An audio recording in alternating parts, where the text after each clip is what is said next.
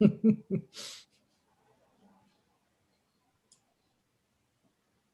right. Setting up meeting for custom streaming service. There we go. All right. Good morning, everybody. Good morning. Good morning, Boker Tov. Boker Or. It is wonderful to see everybody as we are coming in here to begin our Kristallnacht memorial program.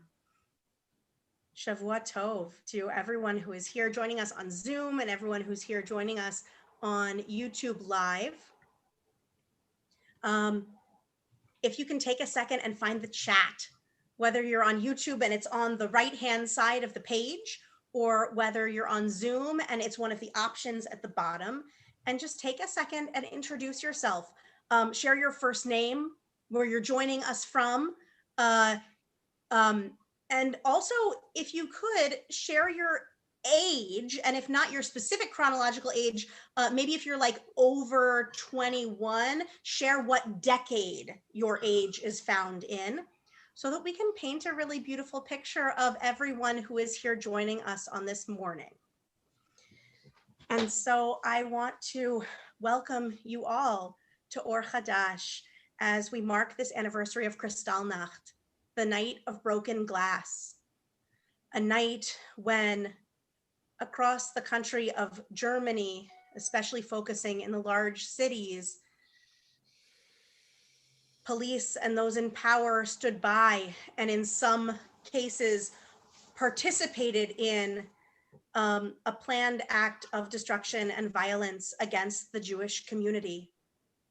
A night when we see in full view and at the loudest volume what happens when the hatred we feel internally not only comes out externally, but is supported by those in power.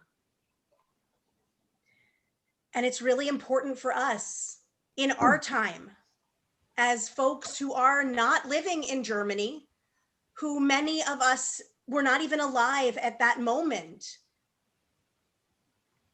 to remember, to memorialize, not just because it's a moment in our history that we remember because it's good to learn, but because it is an event that defines us as human beings and as Jewish people.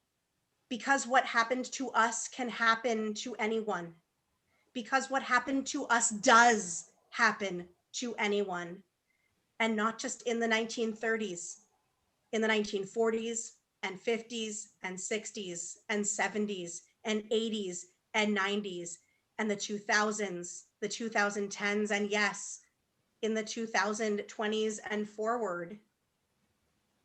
As this night lives in our hearts and in our memories and in our history, it becomes something that fuels us and our empathy for others and attunes our ears and our eyes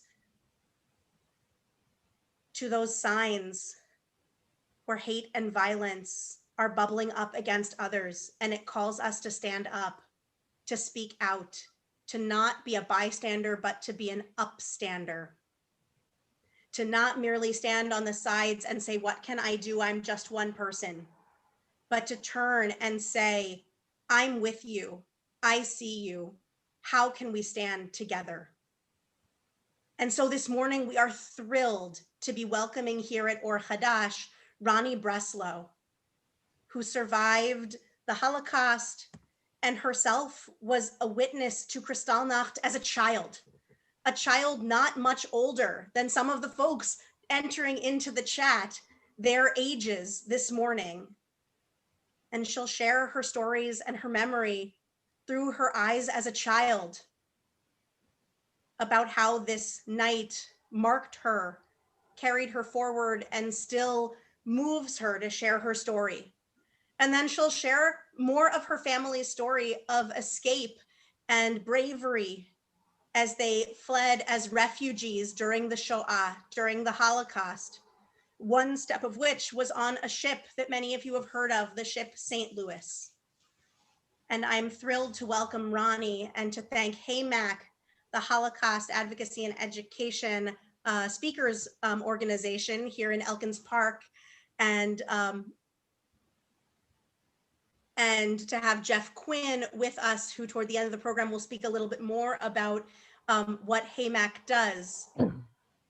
And I'm thrilled to also have been working with two incredible members of our community to organize this event. Dan Schwartz, chair of the Holocaust Education Committee at Or Hadash, and Maura Barbara Weissman, head of the Or Hadash Smile School and our education director. And I am thrilled to turn it over to Barbara, who will introduce a very special piece of our program and commemoration today, a ceremony planned and conceived by our Pros Door students. Barbara. Thank you so much, Rabbi Alana. Boker Tov, everyone. Ritual is important to our Jewish heritage. It connects us to those who came before us and laid the path on which we walk. The opportunities to take part in our Jewish rituals are numerous and time-honored. Such include hanging mezuzot in our homes and other Jewish spaces, lighting Shabbat candles, participating in Havdalah to separate Shabbat from the new week, as our Smile School students do each Sunday morning and did earlier today. Becoming bar bat mitzvah and naming children to honor loved ones and keep their spirits among us always. These are all powerful and beautiful ways of living Jewish traditions through ritual. Marking occasions is another way we honor time Jewishly. Rituals, for instance, as the retelling of the Passover story. We tell that story each year in order to both remember and reflect on the significance of our lives today. Both are powerful ways to remember. Adam Cooper Smith and his students used Pesach and the Pesach ritual as a starting point to ponder, how would one honor Kristallnacht? They studied the events leading up to this frightening and historic night. And so, under the creative and masterful direction of their teacher, Adam Cooper Smith, they created a new ritual way to commemorate Kristallnacht. I'm delighted to introduce Adam Cooper Smith on behalf of his class to share this ritual, Hadash, of the Night of Broken Glass, Kristallnacht. Adam. Thank you, Barbara. I'm going to go ahead and share my screen here, share this presentation that my students and I put together.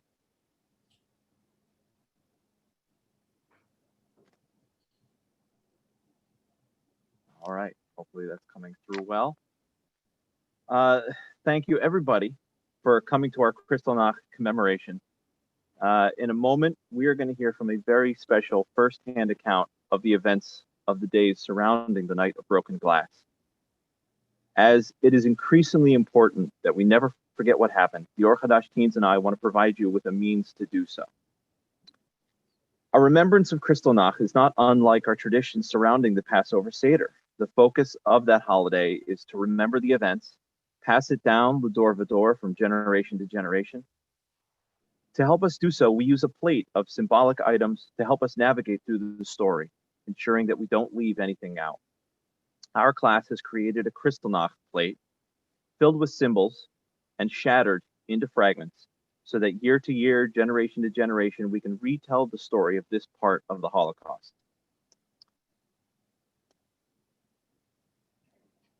We start with the numbers 11, 10, 9, 8.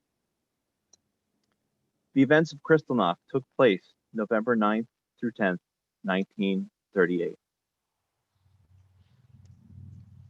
Just prior to this, Hitler enacted a series of anti-Semitic laws in Germany, including the expulsion of all Jews from the country. They were sent to Poland, but were stopped at the border and not allowed to enter. This created a huge number of displaced families taking refuge in small border towns. On our shattered Kristallnacht plate, we place a strand of pasta on one fragment of that plate to help us remember the thin border line between Germany and Poland, where our people were forced to stay. One Jewish boy, Herschel Greenspan, was outraged by this injustice when he heard that his own family had been forced from their homes and stuck at the border. He wanted to demonstrate his anger, but unfortunately chose to do so by killing a German official named Ernst von Rath. Hitler used this as an excuse to call for the punishment of all German Jews. We recognize this as the catalyst begun the Kristallnacht riots by placing dominoes on another fragment of the shattered plate. Those dominoes numbered 11, 10, 9, and 8 consecutively. Encouraged by Hitler, angry Germans rioted through Jewish neighborhoods, smashing windows of shops, homes, and synagogues. This was the moment that gave rise to the name Kristallnacht, the night of broken glass. We place a small pile of sand, the tiniest of glass fragments, on a fragment of the shattered plate to remind us of that destruction.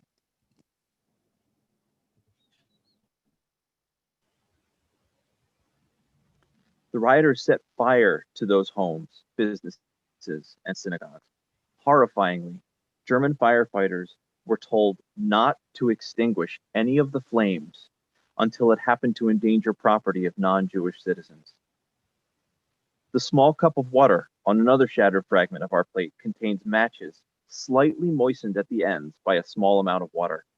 This represents the fires that were allowed to burn and the small amount of water reserved for protecting the non-Jewish property.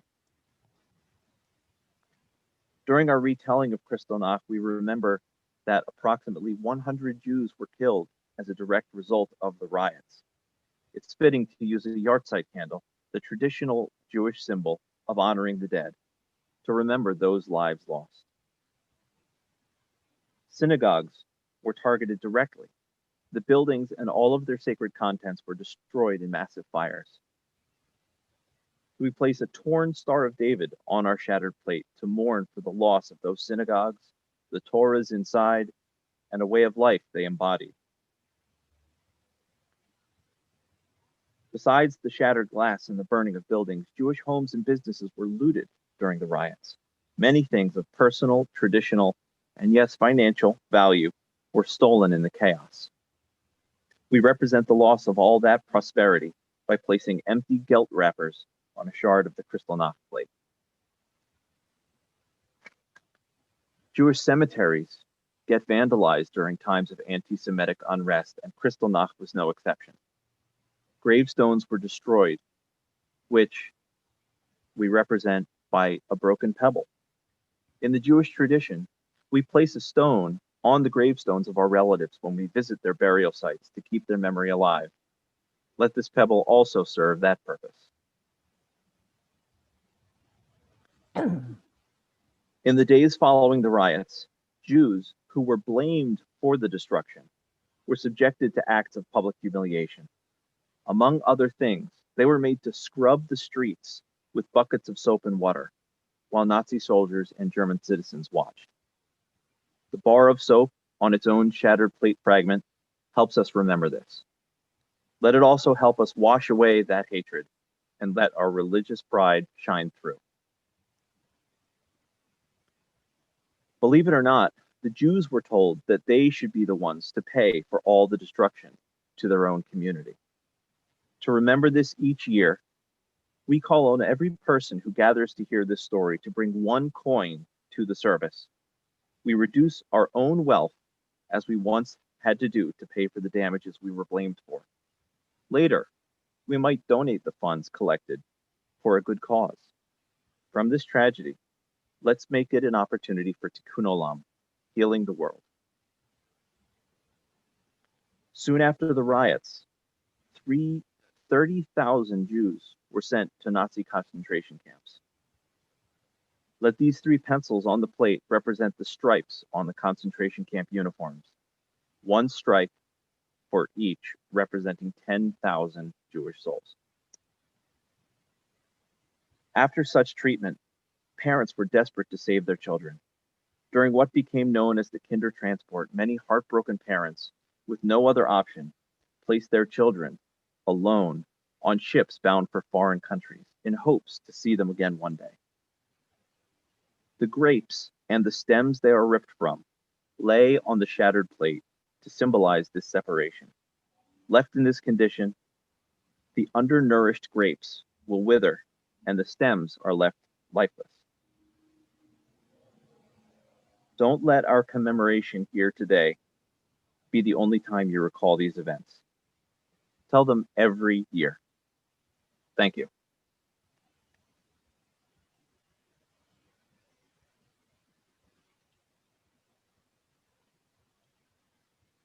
Yasher Koach, that was terrific.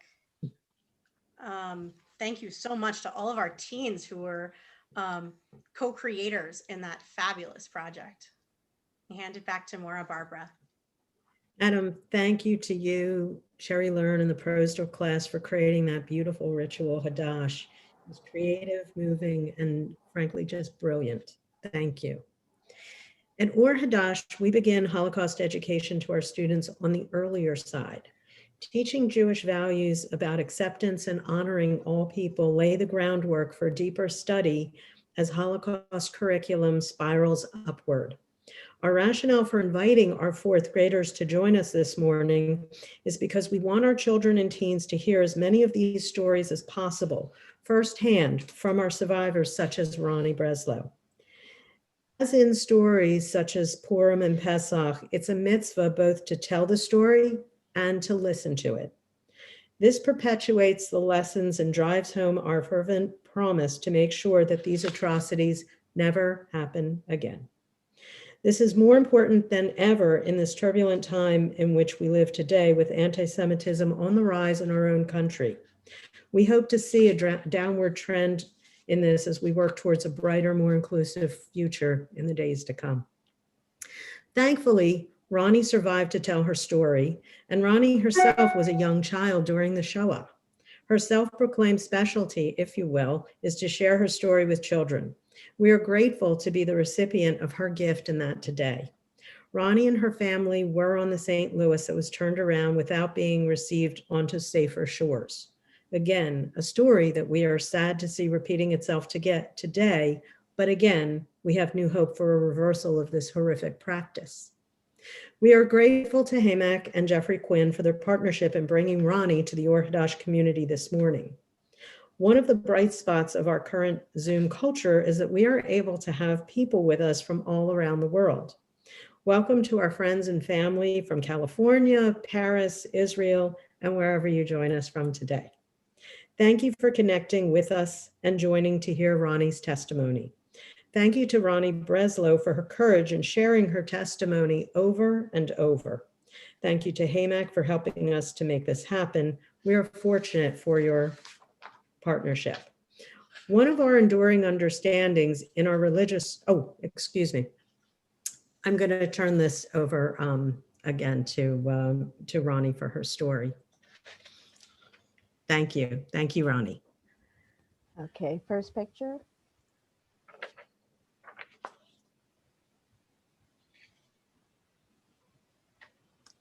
Next. Good morning, everyone. I'm really glad to be here and able to share my story with all of you this morning. I am a strong believer that if we don't learn from our past history, we're just doomed to repeat it. So let's all of us travel together back to Germany, back to the early 1930s. This is a map of Europe, and the brown, of course, is Germany. Next. This is my favorite picture of my mom as she's contemplating her future. Mom was the middle of three girls, lived way up north in a rural area called Milan. Her parents had a big farm with cows and horses and chickens and a lot of land. And she told me her growing up years were happy ones. Next. This is an example of her having fun on a motorcycle. To my right is her younger sister, Liesel, Mom, her older sister, Idel, and her best friend, Selma. Her older sister, Idel, sadly, plus her husband Otto, my cousin Helga, and the vast majority of my family were never able to get out of Germany in time, and they were murdered by the Germans. Next. Now we're traveling to the south because that's where my dad was born, and he was the middle of three guys. This, of course, is a World War I uniform. To my right is my dad, and next to him is his younger brother, Willie. There was an older brother, Sigbert. All three served in the German army during World War I. Notice the Iron Cross. Dad got that for bravery, fighting in France, of course, on the German side. Next. A picture of my parents before Hitler came to power. Next. And now comes 1933, and Adolf Hitler becomes the Chancellor of Germany. He never hid his strong dislike for the Jewish minority, even though we're less than 1% of the German population, a maximum around 500,000. The vast majority of Germans adored him. There were huge rallies in his honor. By 1935, the German parliament passed the Nuremberg laws.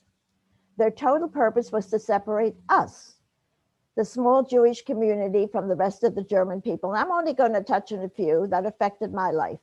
I was born in the South, in a large city called Stuttgart, but lived much further south in a much smaller town called Kirchheim unter Teck, right by the Alps and the Black Forest. This is our home, was our home in Kirchheim. And on the first floor was sort of a dry goods store. Second floor was our residence, and way on top was an apartment rented to an older German couple. Next. Just another glimpse of Kirchheim. Next. This, we're going back to the 1930s, but this was our main street. And I remember so many times walking with mom to different stores and shopping with her. Next. This is just an example. According to my mom, in Kirchheim itself, which had a very small Jewish community, there were parades in honor of Adolf Hitler daily. People were just ecstatic that he had become the chancellor. Next. Now, the first Nuremberg law that affected me was the one that no non-Jew was allowed to work in a Jewish home. We had a live-in housekeeper. Her name was Sophie. We shared a bedroom, ate a lot of meals together. She was my best friend. And when she walked out on us, that was my first heartbreak. Another law, no non-Jew was allowed to shop in a Jewish store. And I remember curled up on the windowsill in front of our large display window, watching two members of the Nazi party in full uniform, with rifles slung over their shoulders, marching back and forth in front of our front door. Of course, that was the end of my father's business. The picture you see is not our store, but it's another Jewish store in Kirchheim. And you can see to my left, the Nazi guarding the door, and there's one on the right. And of course, I'm sure they had no customers either. Next. I mentioned Sophie just a few moments ago as our housekeeper. To my right is Sophie, and the other one, Hedwig, was a teenager that used to take me for walks. The small one in there, that's me. Next. I brought this in as an example to show you before Hitler came to power, I had a pretty normal life. We had a holiday called Fastnacht, sort of a little like our Halloween, only the Germans, they like parades. So they had a parade in Kirchheim, other places, and some of the women in the parade had these big aprons with pouches. They see someone like me in costume, they throw candy at me. I like that holiday. Next. This was my kindergarten class, and I'm the one in the circle. Next. First day, first grade, everybody got that cone. It was filled with sweets. Now, the final Nuremberg law, which to me, that I'm going to talk about, which to me was the most traumatic, was the one that no Jewish child was allowed to continue attending public school. At that point, I was in first grade. And I remember one day after class, the teacher calls me to her desk and informs me I can't come back to school because I'm a Jew. I found this very bewildering. I couldn't figure out what was different about me and the rest of my classmates. I was the only Jewish child in the class. For that matter, the only Jewish child in the entire school. So the only one affected. And I remember wandering out into the schoolyard, and the friends I'd walked to school with that very morning had left without me. And the only ones in the schoolyard, a handful of young German boys who followed me home, taunting me all the way. But I also had a very best friend. Her name was Marianne, and we had been playing together almost since we could walk. She waited for me that dreadful day, walked home with me, trying to comfort me, but I never saw her again. And I finally questioned Mom, what happened to Marianne? Why did she also stop playing with me? And Mom explained to me that when her dad came home from work that night and learned that his daughter had tried to remain my friend, he was furious. He took off his belt and he beat her. He made her promise never to play with me again, and I never saw her after that. Of course, my life became lonely. I had no school to go to and no friends to play with. Next picture. But so much worse was to happen to German Jews, a total disaster. And that is going to be, a remembrance is tomorrow, November the 9th, Kristallnacht, the night of the broken glass, when we German Jews lost all of our civil rights and liberties. About 1,000 synagogues were burned to the ground. Old Jewish men in their 80s, their 90s, dragged from their beds, dumped into lorries off to concentration camps. And of course, the stores were broken into. Some of the kids actually had bricks. They broke the windows and they broke the glass pane. They just walked in and helped themselves. Of course, the police were there. But the whole purpose of the police were in case a German owner of the Jewish owner of the store wanted to go help make sure that he rescued some of his merchandise, he was not allowed to go in. And yeah, the fire brigades were there in case a non-Jewish store, then they were able to take the flames. But a Jewish store was allowed to burn to the ground. And because in memory of Kristallnacht, I'm going to share two personal examples so you have a clearer picture of what happened to the individual German Jew. And I can tell all of them will have a separate story, but I'm sharing two. The first is my Uncle Walter, that's Lisa, Mom's younger sister's husband. They lived in Koblenz. That was sort of central. And I remember I used to love going to their house because looking out the breakfast nook, as they called it, they had a big bay window and you could see the Rhine River flowing by. It was just fascinating as I saw the little boats on the river, and I just loved going to see them. Walter told me on Kristallnacht, he had just returned from a business trip. He parked his car ready to walk in the front door when suddenly he was grabbed from behind by two Germans. I said, were they wearing uniforms? He said, no. They dragged him to the curb and there was an open truck. They tossed him in the truck where, according to Walter, were other German Jewish men and some boys. I said, how old was the youngest boy? He said, around 16, he didn't know. They all went to the closest jail.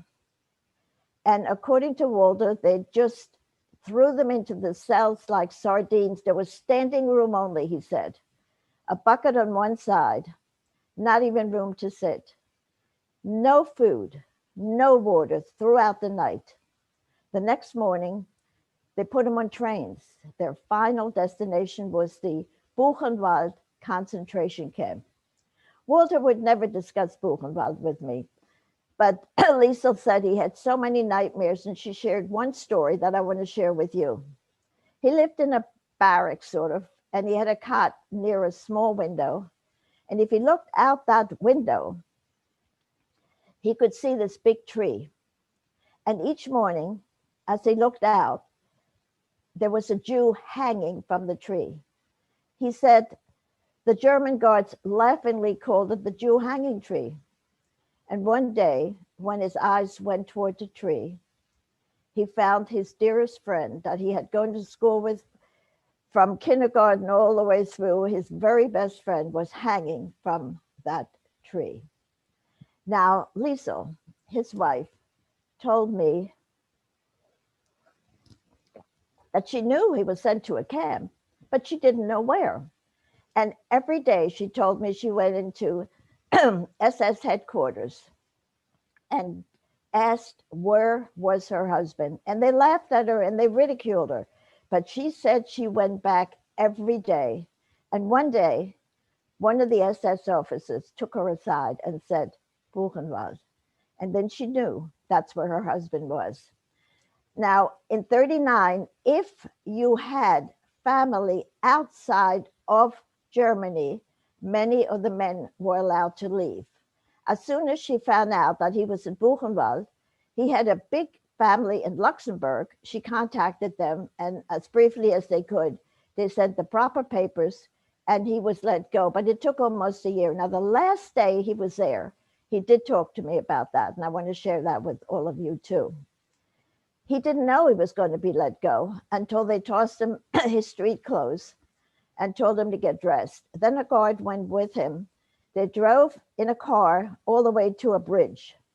And as he was climbing the bridge, he heard Liesel. She had known he would be leaving at a special date, but she was behind a barrier. And he tried to reach her when he said he felt a strong pressure on his wrist. And the guard would not allow him a moment to share with his wife. Instead, he took him the other way until they finally reached close to the Luxembourg border. And he told me his whole family was there waiting for him. The last thing the guard, a German guard, said to him, Walter said, "Don't ever step foot in Germany again, Jew." And that was his experience. A totally different one was my own husband, who's a survivor. He came from Düsseldorf, which is a large city in the north with a big Jewish community. They were Orthodox, so therefore they lived in a religious community. They owned a medium-sized apartment house. They took up the first 2 floors. His mom told me that she woke up on Kristallnacht through the shrieks of her neighbors. She looked out the window and she saw her neighbors, her friends, just being beaten up by the Germans who just happened to be there. She was petrified. She heard the knocking on the door, but she didn't go down. But Paul, my husband, had a younger sister, Henny. I think she was 11 at the time. She also heard the knocking, and she opened the door. And 2 Germans came in, and they asked her, "Where's your dad?" And she pointed upstairs. Now, through all this, her dad was sleeping, and he was an amateur boxer, and he actually got a bunch of medals for being a hero in World War I. So they went to each side of him and they grabbed him, and then he tried to fight back. And long story short, they broke his arms. They left him in a mass of blood on the floor. And then they just walked out. Luckily, my mother-in-law was a good friend, had a good friend, a doctor who was in that same apartment house. He came down and saved his life. Somehow they sneaked him into a hospital, and he did survive. Those are 2 separate stories, but it's pretty safe for me to say, I think, that there wasn't a German Jew left in Germany who didn't want to go out. The problem was where to go. What country would help us? was the problem of German Jews. My own father, who can trace his ancestry way back to the 15th century, had in his possession his grandmother's Bible. On the back pages were names and addresses of family members that had emigrated from Germany throughout the years. And he wrote to all of them, pleading with them, please help us get out of Germany. And finally, he did get one response from a very, very distant cousin who lived right here in America, Henry Katz. He lived in Philly, in Germantown, and he wrote my dad, yeah, I'll help you come to the US. Of course, that takes time. One day, while my parents were once again rediscussing what country to go to, Dad gets an unexpected phone call from a former classmate, and he tells him he now had owned a travel agency. He had space on a ship going to Cuba for one person. And he was offering, somebody had just passed away, leaving room for one. He was offering Dad the chance to leave Germany. Now, as much as my father wanted to leave, he was not that keen about leaving Mom and I behind. It was my mother, in her wisdom, who insisted this unexpected opportunity, take it, leave. And he did. Before he left, he had to sell our home. He told me many years later, of course, there was someone in Kirchheim perfectly willing to buy our house, but the sales never went through because the head of the Gestapo in Kirchheim also wanted our home. One day they called him into Gestapo headquarters. They asked him to sign some papers. He looked them over and he realized he's almost giving our house away. So he protested and they laugh at him and they tell him, so don't sign. But the papers you need to legally leave Germany, we're not going to sign. Naturally, Dad signed and he left. Now Mom and I were homeless. So we moved back to Stuttgart. We live in, here you call it a boarding home, a room in a boarding home. But Mom had already purchased 2 more tickets on another ship, which was going to leave June the 1st, 1939 for Cuba. So we now had a destination. One day, her travel agent calls her and he says to her, by the way, can you change the picture? Change the picture again. And that's it, okay. And he says to her, the travel agent said to Mom, there are so many German Jews that are leaving Germany. We have this big ship, which is going to hold 1,000 people. It's got 8 decks, but more important, it was going to leave May 13th, 1939. And he wanted to know, would you like to change your reservations? And Mom immediately said yes. And just as a point of information, the ship that was supposed to leave June the 1st, that never even left Germany. So May 13th, 1939, Mom and I boarded a ship in Hamburg, Germany, a ship called the St. Louis. There were roughly 950, so almost 1,000 German Jews on that ship. The passengers on the ship had to, in addition to every expenditures, purchase an expensive legal landing certificate. This legal landing certificate was signed by Cuba's Minister of Immigration. And that was our guarantee that we could go into Cuba. Now, while all this is going on, Germany, Jews were being treated worse and worse on a daily basis. There was one decree after another. One decree that had been passed in Germany, suddenly every Jewish male got a middle name, Israel. And every Jewish female got a middle name, Sarah. That's, you see this in the picture. I'm with Mom, Ellie, Sarah Rudlinger, and Dad below, Gustav Israel Rutlinger, courtesy of the German government. Next. The voyage itself from Hamburg, you can see it here, the time it took, May 15th, June 17th, all the way down to the final destination, which was Cuba. Now, for me, I'm 8 years old. Mom told me that we're going to Cuba to be with Dad. I was always a daddy's girl, so I was happy to go. It was an adventure.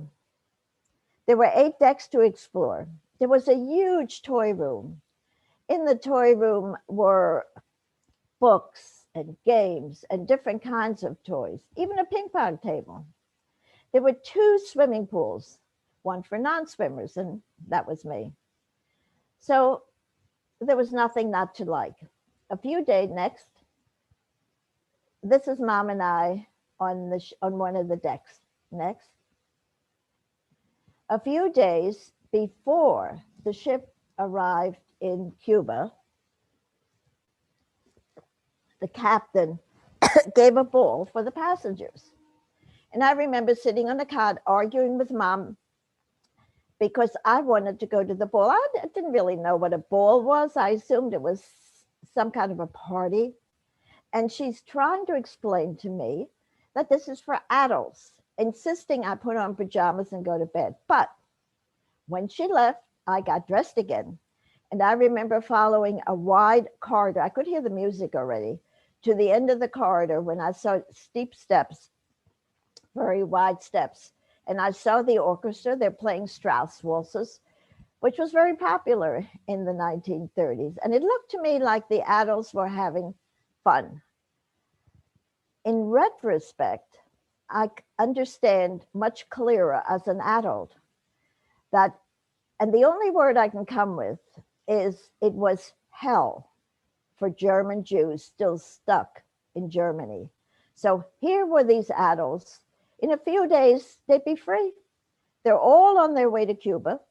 And many of them, which included Mom and I, would eventually be coming to America. So they had a lot to celebrate. Next.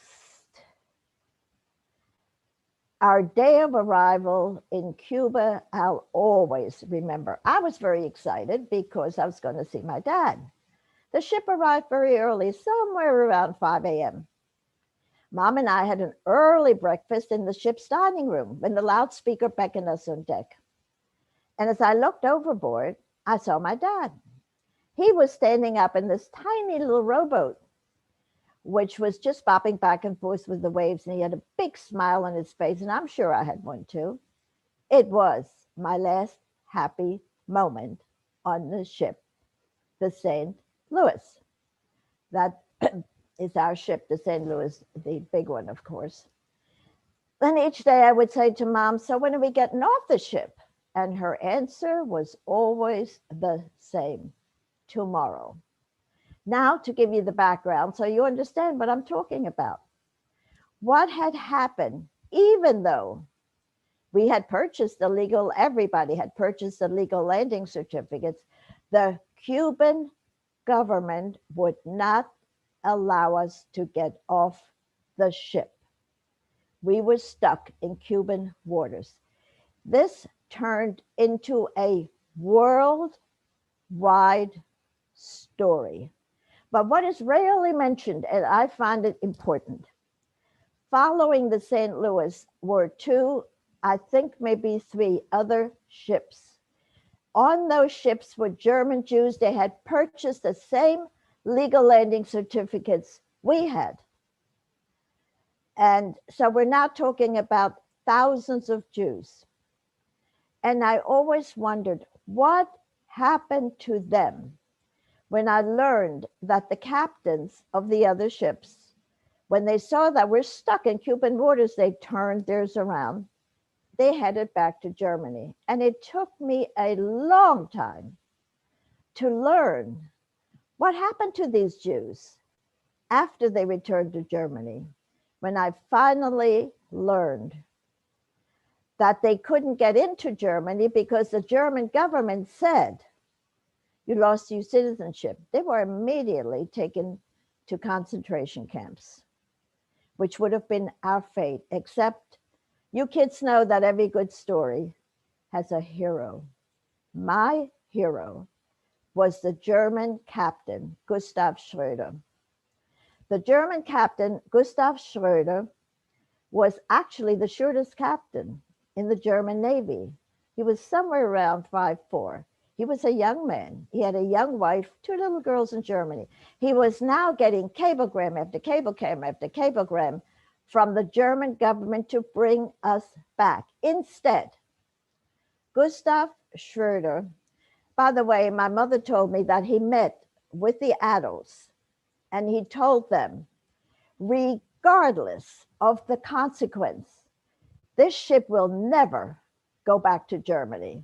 He promised that to the passengers. Instead, he sent cablegrams to the American government. And you all know, or most of you, that the Democratic Franklin Delano Roosevelt was the president at that time. He simply ignored every message he got from Gustav Schröder. This picture that you see in front of you is Dad in Cuba getting a briefing. As you can see, he's not the only one concerned as to what is happening to the ship. You can imagine how he felt, stuck in Cuba, not able to help his wife and child in any way whatsoever. So, in addition, there was a quota coming from Germany, this is for all Germans, to America, somewhere around 27,500 roughly was the quota. Most of the passengers had very low quota numbers. In our case, Dad, Mom, and I, of course, had the same number. We could have legally come to the US 2 short months later. That's all, 2 months later. And I'm sure you know that Ellis Island was still open back in 1939. This is a picture from front page of the Swiss newspaper that someone sent Mom, a friend of hers, years later. We're in the back there. I'm just pointing out by that picture that it was worldwide news, but no country offered to assist us. So, okay, this is my hero, the captain, Gustav Schröder. I think that explains, at least, let's go back to the ship. That gives you an idea of what happened. Back to 39. One day, I'm playing on deck and I feel the lurching of the ship and I realize we're moving. So I panic. I rush into Mom's cabin only to see her lying on her cot, sobbing uncontrollably. So I wander up on deck. And that's when I see adults, the men and women, and the tears are streaming out of their eyes. Now, I know we're going somewhere. I had no clue as to where we were going. I knew my dad's in Cuba. I'm on a ship going. I didn't know. I would have been even more scared if I'd realized the adults had no clue as to where we were going. And our captain was frantically trying to find a port to put us. We passed on the way out Miami coastline so close that every passenger aboard the St. Louis could easily see the shimmering lights of Miami Beach. That's how close we came to Miami Beach. One final cablegram, and it's all documented, from Gustav Schröder to your president, pleading with him to allow the 200 kids aboard the St. Louis sanctuary in America. He did not respond. I personally, this is just my opinion, think he did respond. And here's how I think he responded. Coming directly from Miami Beach was a US Coast Guard cutter with guns. I remember waving to the captain. I remember I'm 8. I was sure he was here to help us. But The facts were, the orders directly from the president were, get the ship out of US waters pronto, which he did. We then began to circle the Atlantic Ocean. And they were trying country after country after country to see who would help us. Finally, a Mr. Trooper, who was the head of the Joint Distribution Committee, and he was situated in France, was able to get 4 countries to allow us entry. 4: England, Holland, Belgium, and France. And of course, the whole tragedy of the St. Louis was that when Holland, Belgium, and France were overrun by the Germans, some, not all, of the passengers were recaptured. The entire ship went to Antwerp, Belgium. Can you get to Antwerp, Jeff? The capital. Oh, that's it. And Mom sends a cablegram to my dad, who's still in Cuba, and it just says, arrived in Antwerp. I recall when we were on the ship in Antwerp, a smaller ship coming and passengers getting on the ship. Later, as an adult, I learned there were roughly around 250. And where did they go? To England. And I'm happy to say, every one of the passengers that went to England were saved, all of them. Mom and I, we went to Holland. And I remember boarding a much smaller ship. There were 181 of us. And as we were gliding along the Dutch coastline, which is very hilly, I recall there were Dutch people on those hills, and they were clapping and cheering us on. We ended out in Rotterdam. And in Rotterdam, we were all placed in a detention camp called Rotterdam West. And there, Mom and I were separated. She was put in, they called it an adult compound. And I was put in what they called a children's compound. So I saw very little of my mother during that period. Now, I would be the very first one to say, of course, there's a huge difference between a concentration camp and a detention camp. But our detention camp had a high barbed wire fence. It had a guard with a gun at the gate, and you could only leave if you had permission. The commander who was in charge of the camp was the one who gave permission. What I remember most about the camp is, one, I was always hungry. I don't want to imply we weren't fed, just not enough. B, it was a filthy camp, not a blade of grass. There was just dirt and lots and lots and lots of rocks. And being Holland, a lot of rain. And finally, I'm jumping to October. We're still in the camp, and it got cold.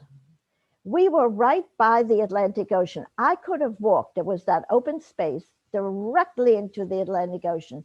So coming from there was winds, the winds right from the ocean, which gave me a severe eye infection, the rim of the eye, which turned very, very red. Even once I hit the US, people used to stop my mother and ask what's wrong with her, because that was so obvious.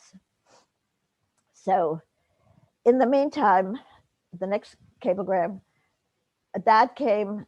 Oh, that's Mom and I. Mom borrowed me for that picture. Those, you see, they're not 181. These must have been her friends. You see the young guys there as well. Next. My Uncle Willie, my favorite uncle, was still in Germany when we were in the camp, and he sent me a letter. Notice the Hitler stamp. Next. Now that the 2 months have passed, of course, Dad legally, with no problem at all, arrives in Miami from Cuba. Sends Mom this cablegram. It just said that he arrived safely.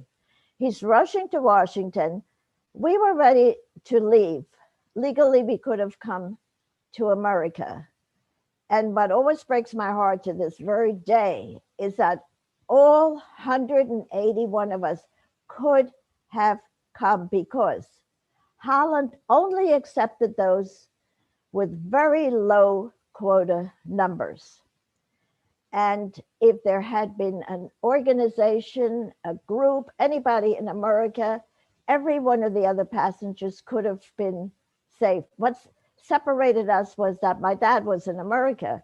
So he, of course, got us the papers. Unfortunately, the rest of them, mostly they were in family units, and there was nobody in the US that cared enough to help them.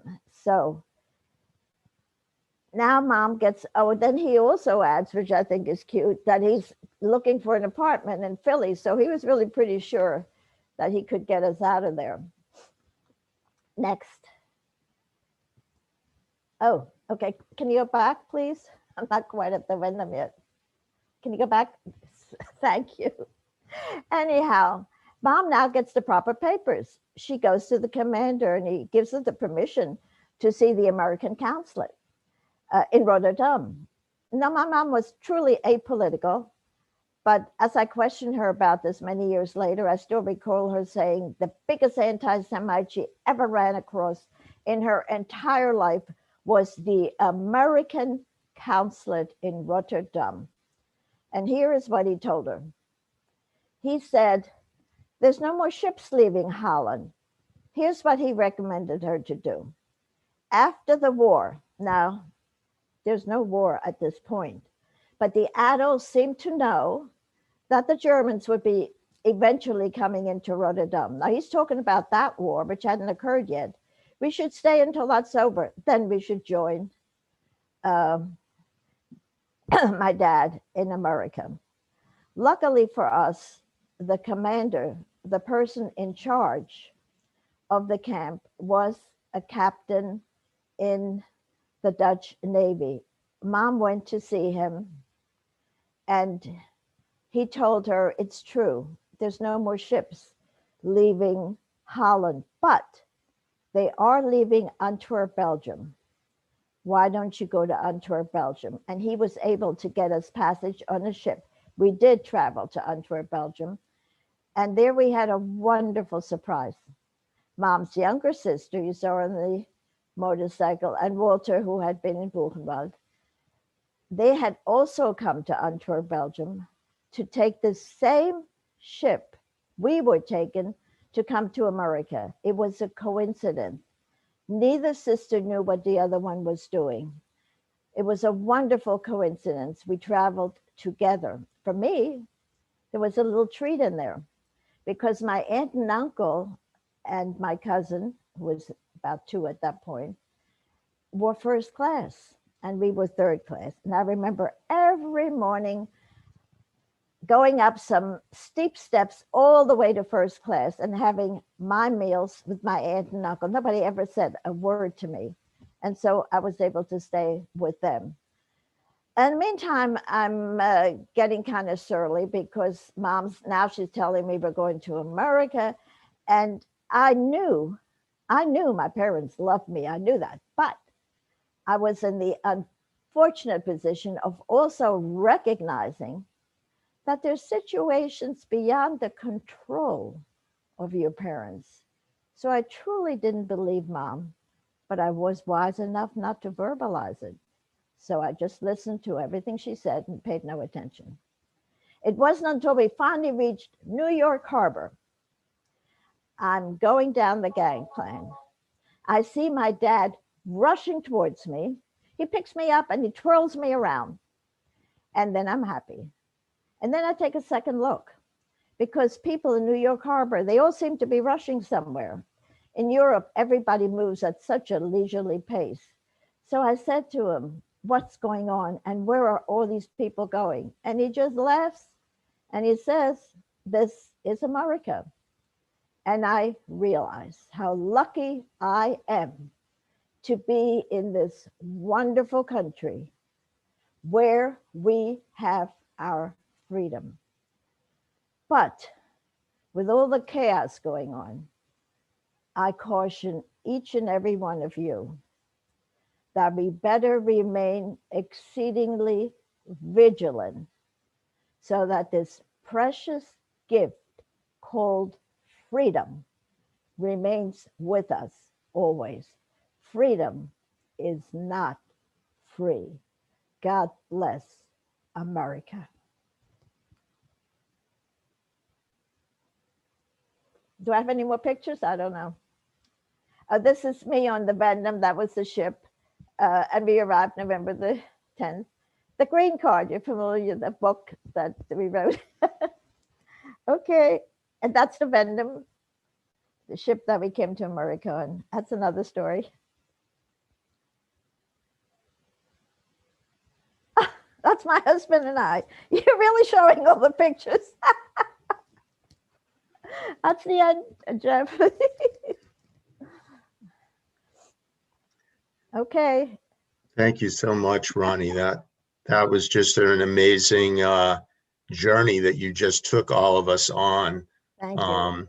And thank you so much for putting such a wonderful presentation together with just terrific photographs and details. So now we have a few moments to get some questions from our audience, either chat on YouTube live stream if you would like to send in chat, your questions, as well as on Zoom in the chat, so that we can have a few moments to ask Ronnie any questions that we may want to ask of her.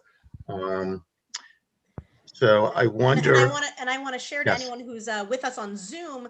Well, actually, to both sides. For those who are on Zoom, there are about 50 screens worth of people, so probably about 80, 85 folks joining us also on YouTube. And to the folks over on YouTube, there are probably about 20 folks over on Zoom. And so I want to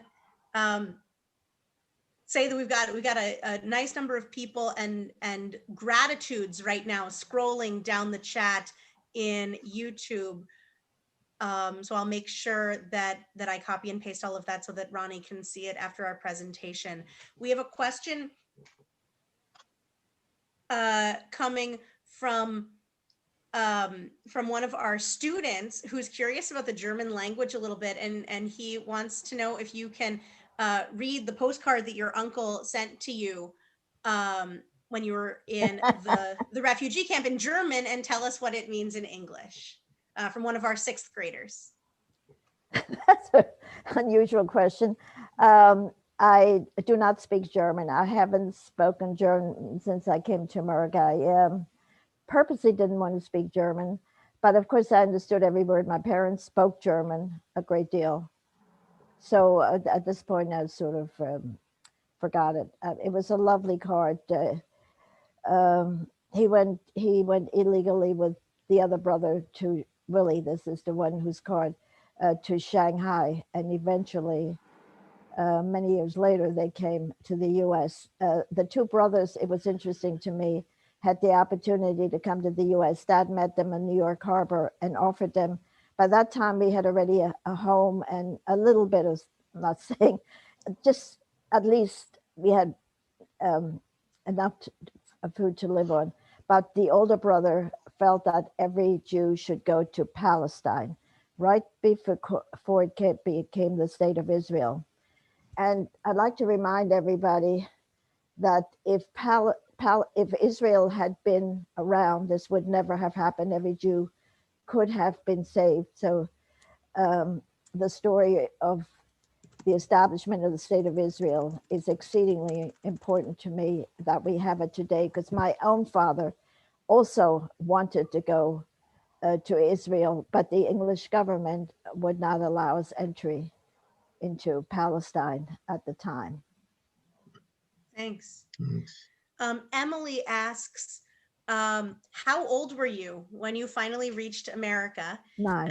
And I'm going to add to that. And what was your first memory, I guess, other than standing on the ship, or is there an early memory as a child that you would want to share in coming into the United States, and some of your first impressions as a kid going from one culture to another culture?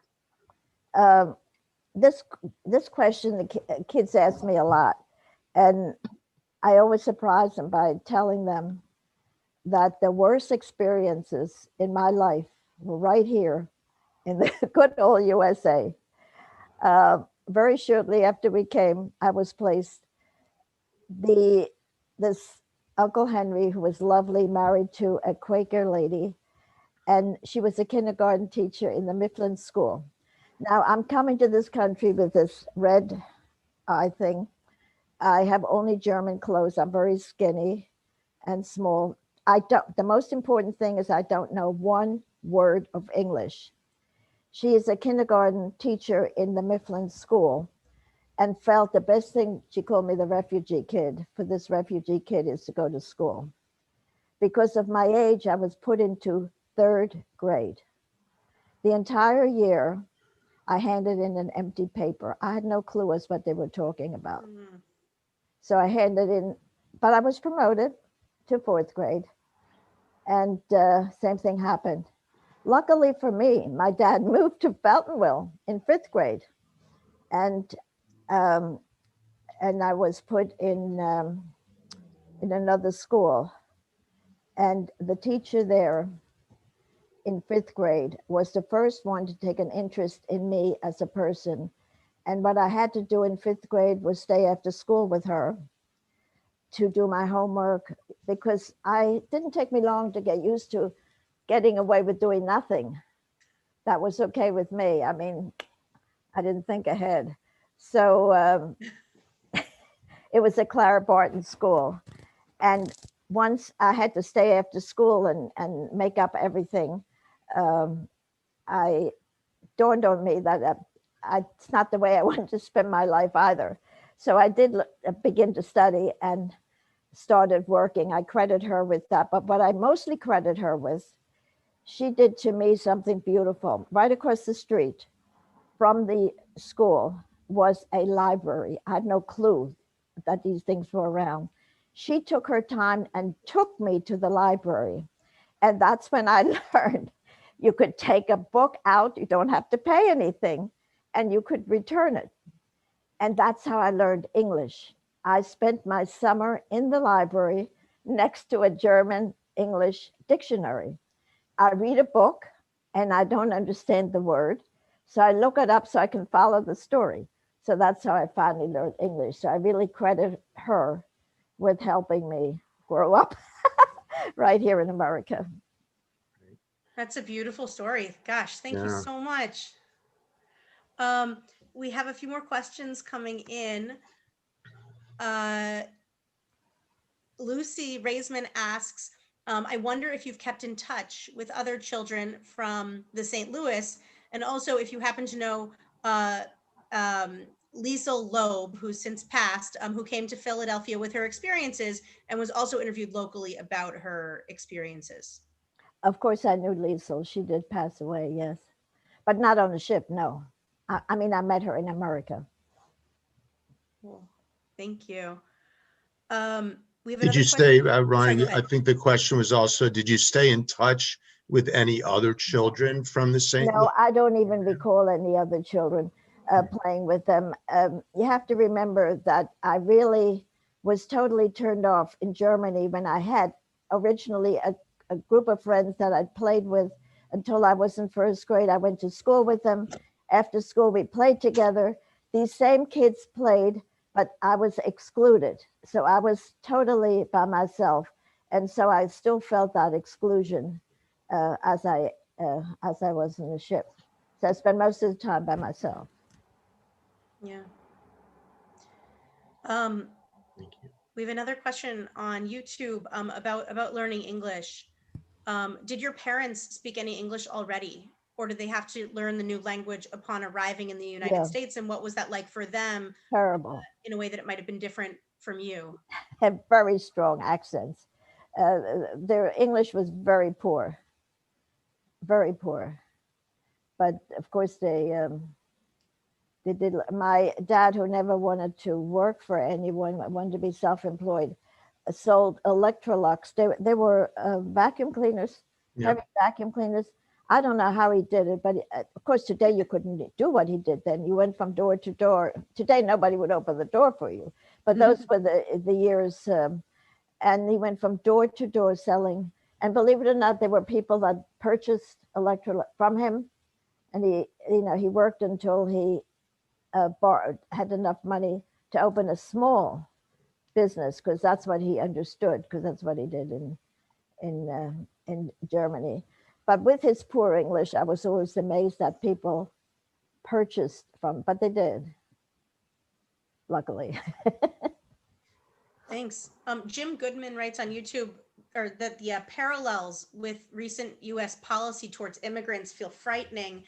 And one of the things that struck me when you were telling your story about first coming to the United States and what you experienced in school in third grade and in fourth grade, and then with that fifth grade teacher who took an interest in you only 2 years later, right?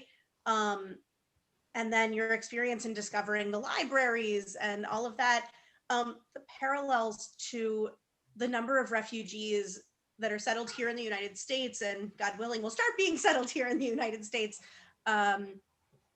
shortly after the beginning of next year, and throughout the world, right? We're in the midst of the largest refugee crisis in modern human history, which now has become larger than what we thought was going to be the largest refugee crisis, or largest number of refugees in modern human history, which was, of course, following World War II and the Holocaust. And so I'm just thinking about how you sharing your story, not just of coming over, but your experience as a child coming into this country following your really traumatic, like middle grades childhood Well, I don't know exactly what in you're. Germany, and then what it feels like to try to come in to this country, both as a person learning this new language and new culture, but also as a little kid trying to work through your stuff and your trauma and to rebuild your life. And it makes me think about refugees today and how much we can learn about being allies to those kids. I don't quite know if there's a question in that or not. It's both question and reflection. I mean, I can say that we had help from no one, and I do mean no one, which includes the Jewish community right here in Philadelphia. We were totally on our own, the German Jews as they came in, which is why they themselves formed, they called it a Central Club, made up of, it was a room up on the third floor in Erie Avenue in Philly, which is in Logan. And I remember that they had a little cafe, and the only thing they had were hot dogs and potato salad, which to me was like, perhaps if your kids would have steaks and a fancy whatever they like kind of food. I mean, because I just, the idea of even going out was something. But I do recall their constant worries, because the fear was getting the rest of the family out of Germany is all I heard over and over. I mentioned my cousin Helga. She had turned 17. You need, each time you send a paper to Germany to try to get someone out, you include money. I don't recall the funding, but you have to, it's turned into an expense when you have no money. And there was nowhere to borrow money. No help, again, from the Philadelphia Jewish community. That's a fact. And I am a member of Federation. And so I'm not trying to be bitter or anything, because I actually told the story. They were surprised that this is a different generation.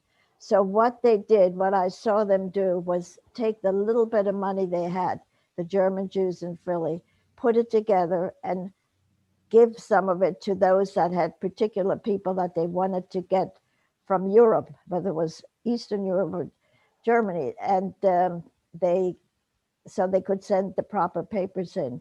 In our case with Helga, the last paper sent, they got a cablegram. Unfortunately, Mom was so angry that she tossed it in the trash. It would have been very valuable to me.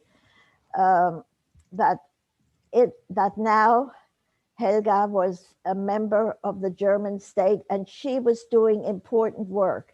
This is what the cablegram said, and therefore they would not allow her to leave. Even though they sent the proper papers, the amount of money, everything was done properly. And I researched what the hell was this?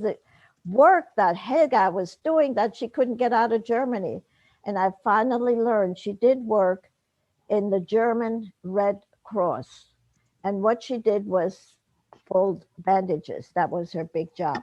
It did not keep her from going to a concentration camp and dying with her parents, but it did keep her from coming to us, to the United States. So the beginning years were all the fear of they're trying to get family members out and unable to do so.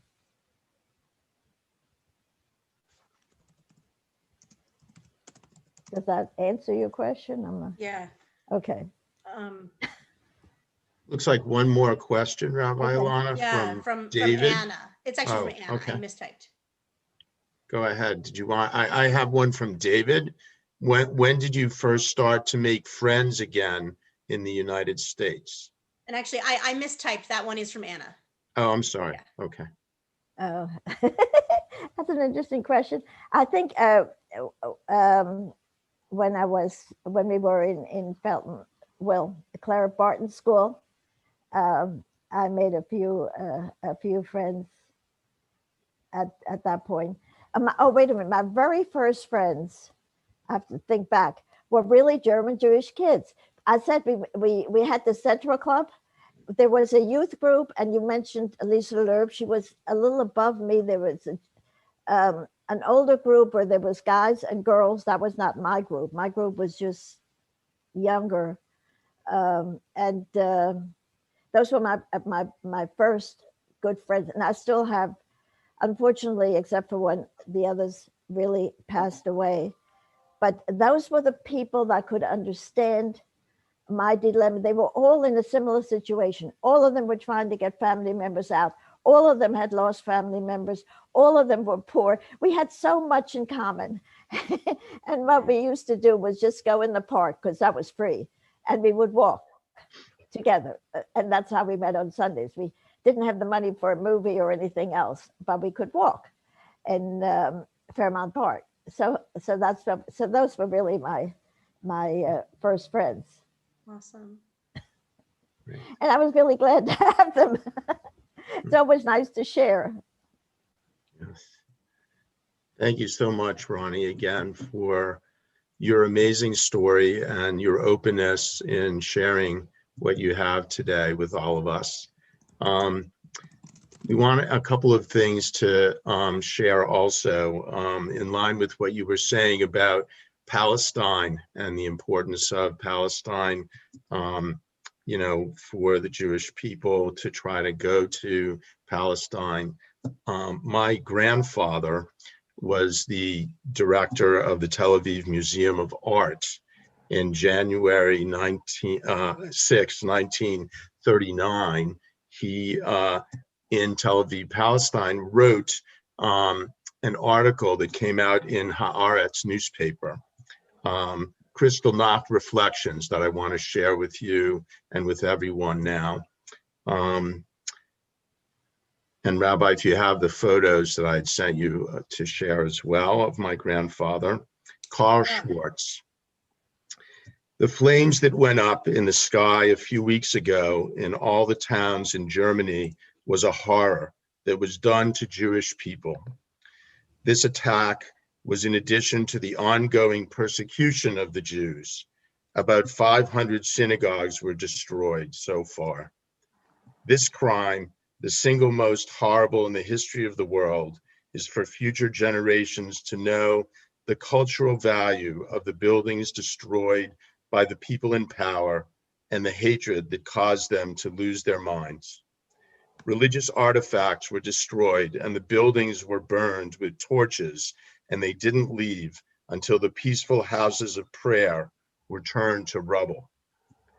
Just as we remember the unknown soldier of the war with an eternal candle, there should be a memorial engraved tombstone with the names of all of the houses of prayer that were destroyed, and every Jewish holiday, there should be a special remembrance prayer for the victims of German hatred towards the people of Israel. All the synagogues in Europe that were destroyed, and among them, many in Vienna and other towns in Austria, were destroyed.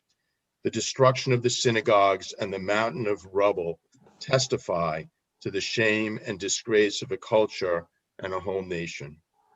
We, who are working in the Holy Land to build our nation's future, it is our duty to build a memorial of eternal light that will remind us forever that Judaism lives in spite of the riots and that you cannot destroy her under the arm of God's protection. So that was my grandfather writing from Palestine in response to Kristallnacht. He had come from Germany to Palestine in 1933, the year that Hitler came to power. Good for him. I also want to share now the song that we at Or Hadash recorded with the support of HAMAC, with the support of the Holocaust Education Committee. And I wanted to just take a moment to thank people on our committee, in particular for today's event, Greg Luz for putting together the flyer that helped us to promote the event, and to Lucy Raisman and to Vivian Kane and to Amy Gwertzman and Bernie Miller-Heimowitz. So thank you to all of you. The song that I want to share is called Zod Nit Kein Mol, which is called Never Say, This Is the End. And it is a Yiddish song that was written during the Holocaust in 1943 by Hirsch Glick. He was a young inmate of the Vilna ghetto in Lithuania and was inspired to write this song after news of the Warsaw Ghetto uprising in Poland. His lyrics were set to music from a pre-war Soviet song written by Dmitry Pokras in 1937. During World War II, this popular song was adopted by many Jewish partisan groups operating in Eastern Europe and became the hymn of the Jewish underground. It was hummed, sung, and played in labor camps and concentration camps everywhere, and became a symbol of resistance against Nazi Germany's persecution of the Jews in the Holocaust. After World War II, Zod Nit Kein Mol became a hymn for Holocaust Remembrance Day ceremonies in Israel and abroad. It encourages and praises heroism and resilience, and is a testimony to Jewish suffering and sacrifices for the sake of liberty. It is intended to be sung from generation to generation. So we're going to play, I think, the English to start, and then we'll end our by sharing the Yiddish as well. I also sang this song together with Cheryl Kripke-Cohen on harp in Hebrew. So if you want to go to our YouTube website, you can see all three languages, but for time's sake, we'll just share the two languages today. Thanks. And I was thinking we would actually start with the Yiddish. Go right ahead.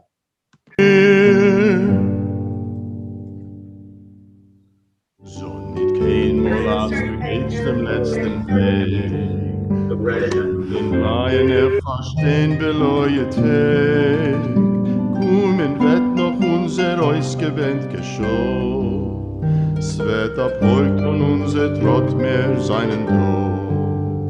Kommen wird noch unser ausgewählt Geschau. Es wird abholt und unser Trott mehr seinen Tod. Von grünem Palmenland bis weichen Land von Schnee.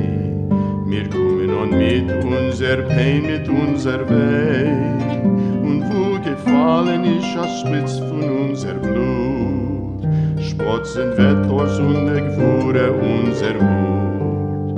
Und wo gefallen ist a Spitz von unser Blut, spotzen wird aus unser Gewure unser Mut. Es wird die Morgens und Bagild in unserem Hand, und du Nacht wird verschwinden mit dem Feind. Nur heute versammeln wird die Sonne in der Kajor, wie a Parolson gehen das Lied von Sor zu Sor. Nur heute versammeln wird die Sonne in der Kajor, wie wie a Parol son gehen das Lied von Sor zu Sor. Das Lied geschrieben ist mit Blut und nicht mit Blei. Es ist nicht kein Lied von a Vogel auf der Frei. Das hat a Vogt des Schwingen der nicht gewähnt. Das Lied gesungen mit Naganis in die Hand. Das hat a Vogt des Schwingen der nicht gewähnt. Das Lied gesungen mit Naganis in die Hand. Das hat nicht kein Mal, als du gehst dem letzten Weg. Kost himlen bleine verstehen beleuchtet. Kommen wird noch unser ausgewähnt Geschau. Es wird ab heute von unser Trott mehr seinen Tod. Kommen wird noch unser ausgewähnt Geschau. Es wird ab heute von unser Trott mehr seinen Tod.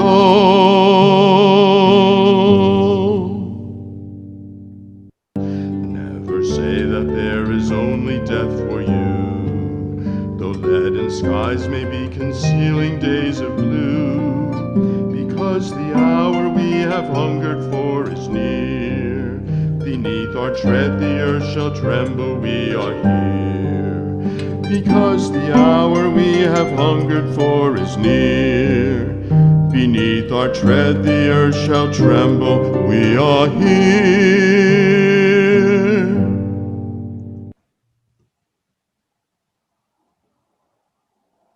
It was lovely. Great, thank you. So, yeah, just the, the message of that song, and I know Jeff Quinn will speak briefly at the end today about a collaboration between HAMAC and the Ort schools and the We Are Here Foundation, which is actually in Australia. And so the idea of upstanders and teaching globally, this song is a representation of what it means to stand up for what is right and to pursue justice and liberty and freedom. So that's really the purpose of sharing this song today as a part of Kristallnacht commemoration. So now I think, Barbara, you were going to introduce Emily next to share a final student reading. So go right ahead, Barbara. Thank you so much, Dan. That was so beautiful. And thank you, Ronnie, again, for allowing us to bear witness to your testimony. We promise to do our part to make sure that the world does not forget.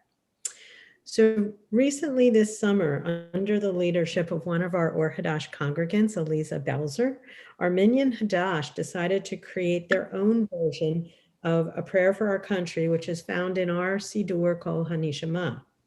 This example gave me the impetus to work with our students to create their own version. One of our enduring understandings in our religious school is creating space for our students to find their own voices and appreciate the voices of others. This goes hand in hand with the practice of social emotional learning, which we are finding very important to our students' well-being in our current digital religious school. With the mounting tensions leading up to the recent presidential election, I thought it important to create a space for our students to find their own voices and get out their own thoughts and feelings. And so we gathered for an all-schools Zoom assembly on the eve of our 2020 election to create the Smile School version of the Prayer for Our Country. I am honored to introduce Emily Steinberg, a student who went through our school and currently serves as one of our madrichim, or teen aides. We are immensely proud of Emily for a number of reasons, including participating in our gun violence prevention task force, as well as serving as a dugma, a shining example in our school. But we are very proud that not only did Emily vote for the very first time in this recent election, but she used her voice to compel others to do the same. Thank you, Emily, for your service to our congregation, our school, and our country. I am honored to invite Emily to read the Smile School Prayer for Our Country.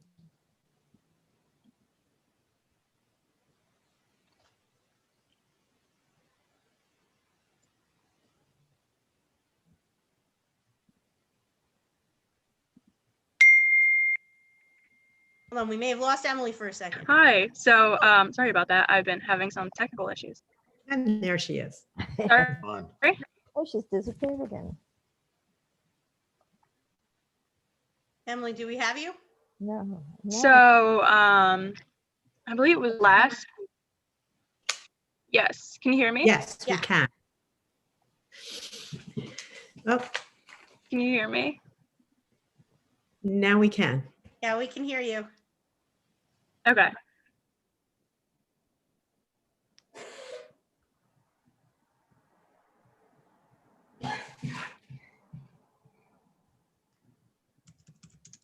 Oh my gosh. Everything's like frozen for me. So yeah, I believe it was last week. Our Smile School students wrote a prayer for our country, and I'm here to read to you guys. So without further ado, what do we want from our country? Shalom. A country full of health, free from viruses. We want to be able to cope with destiny. We want a country that is safe for all people. A country without gun violence. We want to see peace and empathy. A country where love whomever they choose. We want everyone to be free, to be kind to everyone. Shamati.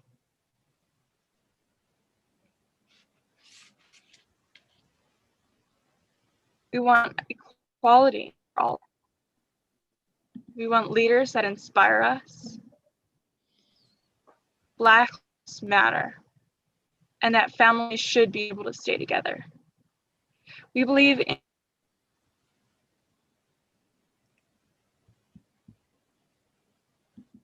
in a country where we all help each other, in a country where the old learn from the young and the young learn from the old.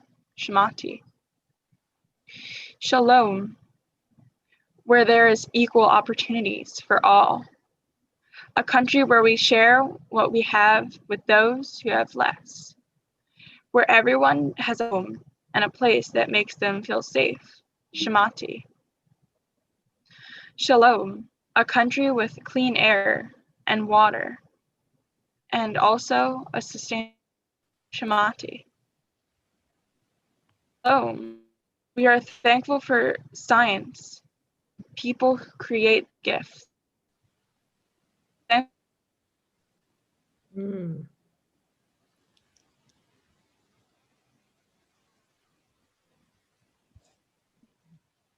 Shamati. Shalom, we change you wish to see. Be the change you wish to see. Take action and speak up. Vote. We are Shamati. Loving, I am caring, I am kind, I am peaceful. Shalom. Shamati. Thank you.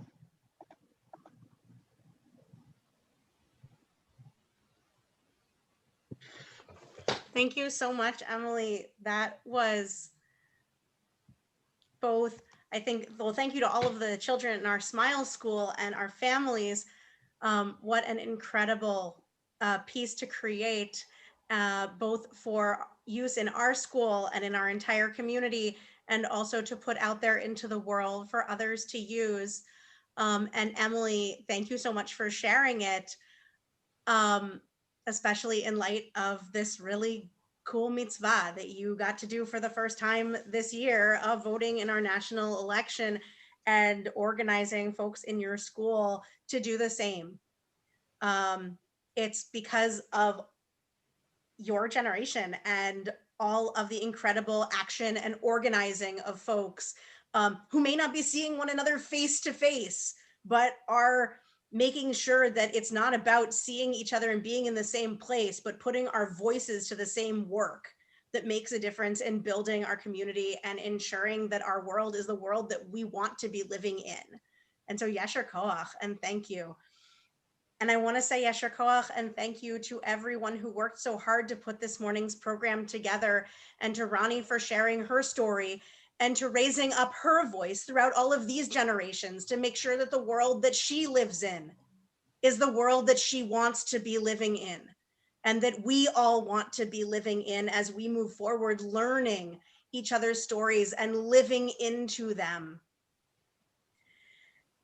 And yesher koach to you and to all of you who are here joining us across platforms and across our city and our state and our community of our concentric circles of community to share in this moment of witness together.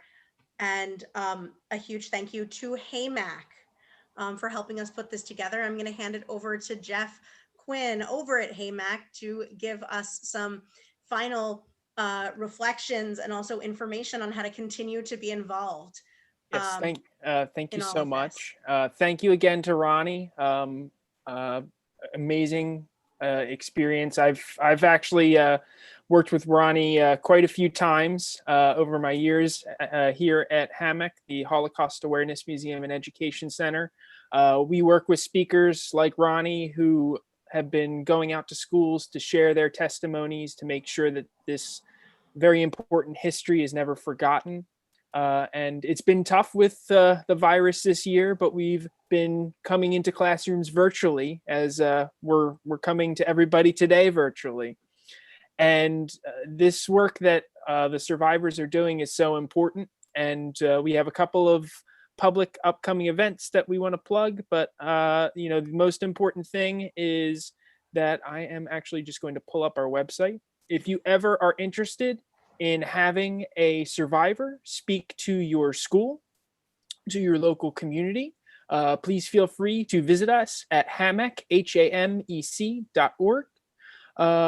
We have a upcoming public program. We are having an evening with two of our speakers, Ernie Gross, who is a survivor of Dachau, and Don Greenbaum, who is a liberator at Dachau.